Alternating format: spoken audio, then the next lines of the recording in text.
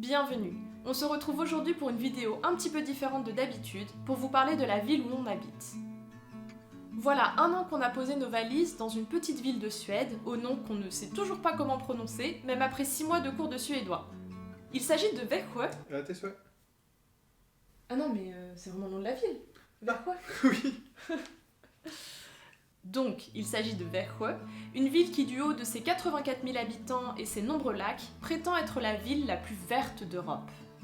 Bien qu'il s'agisse d'un titre en partie autoproclamé, cette ville a tout de même remporté l'European Green Leaf Award en 2018 et 10 ans auparavant, elle a été nommée la ville la plus verte d'Europe par la BBC et a remporté également le prix européen de l'énergie durable, remis par la Commission européenne s'il vous plaît. Mais ça veut dire quoi être la ville la plus verte d'Europe? Pour être honnête, pas grand-chose. Mais la ville de Växjö fait de son mieux pour répondre aux exigences de ce titre, notamment grâce à sa politique énergétique, sa gestion des déchets et sa proximité avec la nature. Alors, cette appellation est-elle justifiée? Découvrons ça ensemble.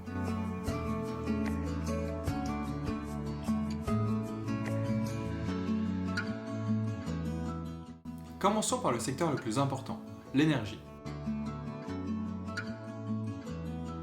Comme dans beaucoup de villes en Suède, une part importante des logements est reliée à un réseau de chauffage à distance. Ça signifie que les logements ne disposent pas d'un boiler individuel, mais sont connectés à un réseau qui délivre directement l'eau de chauffage. Le chauffage à distance de Växjö est exclusivement alimenté par de la biomasse. Dans ce cas, ça inclut principalement des déchets de bois issus de l'industrie, mais aussi des branchages prélevés lors de l'entretien des forêts. Ce procédé a très peu d'impact sur l'environnement, étant donné qu'il n'occasionne pas de déforestation et que le carbone émis lors de la combustion du bois reste dans une boucle fermée. Il ne contribue donc pas au réchauffement climatique. Finalement, les cendres issues de la combustion du bois sont retournées dans les sols des forêts pour rendre à la terre ses précieux nutriments. Ce que j'essaie de vous montrer au loin est une centrale de cogénération renouvelable. Cogénération signifie qu'elle produit à la fois de l'électricité et de la chaleur pour le chauffage à distance lors de la combustion du bois. L'intérêt de ce système, en plus du gain important de place, réside dans une meilleure utilisation des ressources. La chaleur émise lors de la combustion du bois permet à la fois de générer de l'électricité ainsi que d'alimenter le réseau de chauffage à distance. Le réseau de chauffage à distance s'étend sous nos pieds sur toute la surface de la ville. Ainsi, il est facile pour un nouveau bâtiment de s'y raccorder. Et, comme vous l'aurez compris, si la demande en chauffage augmente, la cogénération permet d'augmenter conjointement la production de chauffage et d'électricité. Ainsi, plus il y a de logements raccordés au chauffage à distance, plus la part de production d'électricité renouvelable sera importante. Un réseau de chauffage qui s'étend sur toute la surface de la ville, vous pouvez vous douter que ça n'a pas pu se mettre en place du jour au lendemain. Ce réseau existe et continue de se développer depuis plus de 50 ans. Jusque-là, rien d'exceptionnel, étant donné que la Suède a commencé à installer des chauffages à distance il y a plus de 70 ans. Par contre, la ville de Växjö était la première à alimenter son chauffage à distance par de la biomasse en 1980. Depuis 2013, tous les bus de la ville roulent à partir d'un biogaz assez particulier dont on vous livrera le secret un peu plus tard.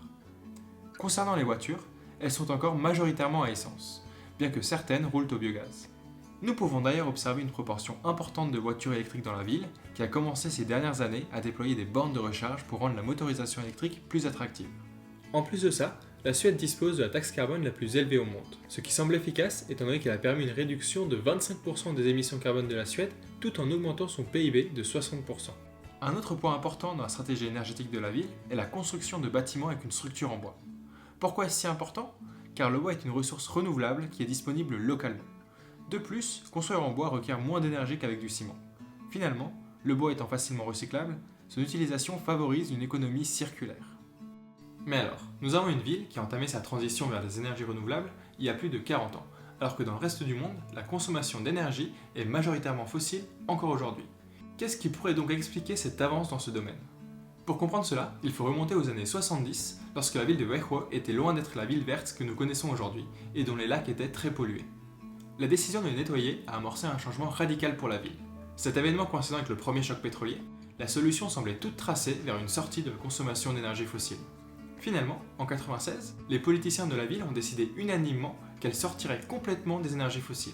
Le but est d'être 100% renouvelable d'ici 2030. Objectif qui semble tout à fait atteignable vu le dynamisme de la ville en matière d'environnement.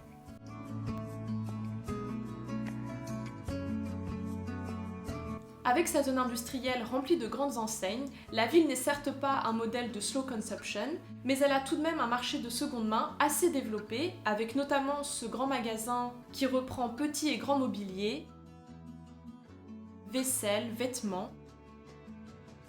mais aussi plusieurs friperies en ville. Les plateformes de revente entre particuliers sont également bien développées et actives en Suède, avec l'équivalent de Le Bon Coin suédois, nommé Blocket, et le marketplace de Facebook. Concernant le plastique, il y a encore des progrès à faire. Alors, une loi a été adoptée en 2020 pour taxer les sacs plastiques, et 8 mois après, il a déjà été observé à l'échelle du pays une diminution de 34% de la consommation de sacs plastiques. Néanmoins, les sacs plastiques ne sont pour l'instant pas bannis des supermarchés, et surtout, il y a encore beaucoup d'emballages plastiques pour les fruits et légumes, sans une alternative systématique sans plastique. Pour certains produits, on est donc obligé de les acheter plastifiés, c'est quand même dommage. Venons-en maintenant aux déchets. Le tri des déchets en Suède est très poussé et demande une participation directe de la part des ménages. En effet, ce ne sont pas des compagnies de traitement des déchets qui effectuent le tri après avoir ramassé les déchets, comme en France par exemple, mais c'est aux particuliers de les séparer selon 7 catégories. Plastique, verre coloré, non coloré, emballage carton, métal, déchets alimentaires et déchets résiduels, ce qui est comparable au tri en Belgique, je crois. La Suède est championne de la conversion des déchets en énergie, ce qui explique certainement un système de tri des déchets aussi performant. Mais bon, ça bien sûr ça reste théorique, puisque la qualité du tri des déchets dépend de chacun. Et même si la Suédoise Greta Thunberg incarne une jeunesse hyper sensibilisée aux enjeux environnementaux, sur le campus, on n'observe pas vraiment de rigueur à l'égard des déchets. Par ailleurs, il y a quelques poubelles de tri dans les espaces publics, mais cela reste difficile de trier ces déchets à l'extérieur. Par contre, un gros point positif, c'est le principe de consigne dans les supermarchés, ce qui incite d'autant plus à trier ces déchets. Et l'exploitation des déchets va encore plus loin. Et oui, car ce qui est quand même super sexy avec eux, c'est que nos pelures de patates font rouler les bus de la ville. Pour l'illustrer concrètement, voici un sac destiné aux déchets alimentaires, et un sac de cette taille rempli jusque-là permet de faire rouler une voiture sur 4 km. En effet, les déchets alimentaires sont convertis en biogaz, et tous les bus de la ville roulent à ce biogaz. En plus, en termes d'émissions, ça nous rapproche encore un peu plus de la neutralité carbone, puisque cela permet de se passer d'énergie fossile pour les transports publics. Les déchets alimentaires sont inévitables, on a donc tout à gagner à les considérer comme une ressource. De plus, faire de ces déchets du biogaz permet de diminuer de beaucoup leur bilan carbone par rapport au fait de les laisser moisir dans une décharge, comme on le fait encore en France pour 22% des déchets.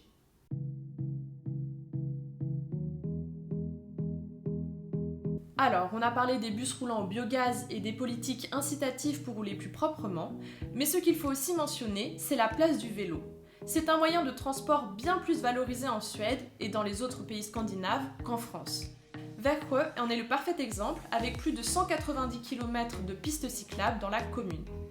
Il y a des parkings à vélo un petit peu partout dans la ville, y compris sur le campus étudiant. Et ce moyen de transport est tellement plus valorisé que les pistes cyclables sont déneigées avant les routes à la fin de l'hiver.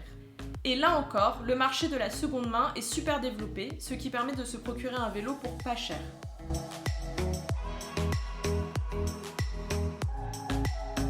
À l'image des autres villes en Suède, Växjö est entourée de nature. En effet, dans la commune de Växjö, qui comprend une dizaine de villes, dont celle de Växjö, on compte 200 lacs, 23 réserves naturelles et des dizaines de variétés d'oiseaux différentes. D'ailleurs, on est encore impressionné avec Alex d'observer régulièrement lièvres, écureuils et hérons lorsqu'on se balade dans le campus étudiant.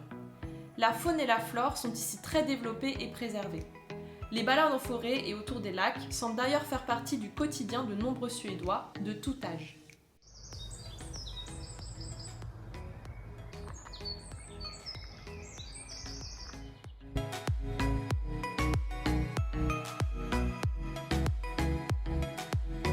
Tous ces efforts et innovations en matière d'écologie ont permis à la ville de réduire ses émissions de CO2 de 58% entre 1996 et 2016 pour arriver à 2 tonnes de CO2 par habitant et par an, soit 2 fois moins que la moyenne française qui est à 4,5.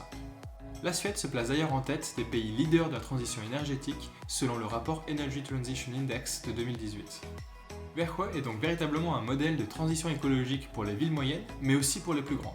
Un gros enjeu reste encore de convaincre la population de se tourner vers les solutions propres dans leur quotidien, mais les options sont déjà existantes. En tout cas, cette année en Suède nous inspire beaucoup dans notre démarche écologique personnelle, et nous donne envie de faire bouger les choses encore plus vite en France comme en Suisse. Merci d'avoir regardé cette vidéo au format un petit peu différent. On espère qu'elle vous aura plu et qu'elle vous inspirera à insuffler un petit peu plus d'écologie dans votre mode de vie. Alors oui, vous ne vivez probablement pas en Suède, mais nos comportements peuvent indéniablement inciter les politiques publiques à changer plus rapidement. C'est en tout cas notre conviction. Pensez à vous abonner pour ne rien manquer de nos aventures et de nos réflexions. Et puis ça fait toujours plaisir. On vous dit à bientôt dans une prochaine vidéo.